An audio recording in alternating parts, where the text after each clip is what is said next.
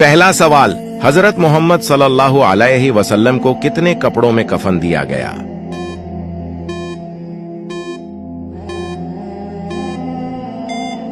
जवाब, 3 कपड़ों में। दूसरा सवाल, औरत के कफन में कितने कपड़े होते हैं?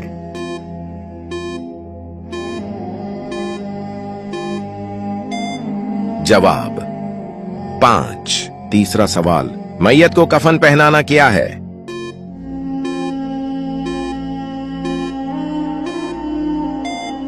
जवाब, फर्ज किफाया। चौथा सवाल, मर्द के कफन में कितने कपड़े होते हैं?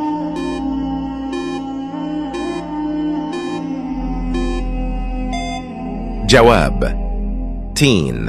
पांचवां सवाल, क्या कब्रिस्तान में बैठकर कुरान पढ़ सकते हैं?